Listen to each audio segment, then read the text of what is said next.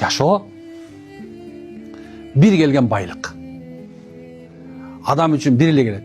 Эми бул бардыгыбыз үчүн. Муалимге дагы, ата-энеге да, балага дагы, окуучуга дагы. Жашоо ушундай. Bir эле келет жашоо. Буну бизге Алла Таала сыноо үчүн, кооздук үчүн берип койгон. Бул дүйнөдө болгон адам баласы жакшы жашап өтүүнү аракет кылыш керек. Жакшы ниет менен, жакшы амал менен, жакшы мамиле менен, жакшы жүрүү менен, жакшы субханалла жылмаюу менен жашап өтүп коюш керек экен.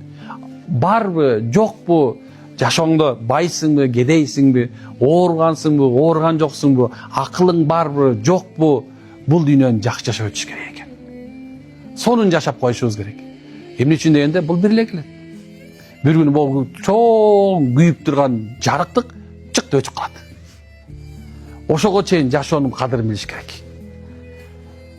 Bir күнү сенин жаныңдагы бардык, сен ойдоп аткан бардык, жакшы көргөн дагы, жаман көргөн дагы, берип аткан дагы, бербегени дагы субханалла сенин жаныңан жок калат. Ошол себептен бул дүйнөдө адамдар субханалла өзүнүн максатын, жолун таап жашаганга аракет кылыш керек.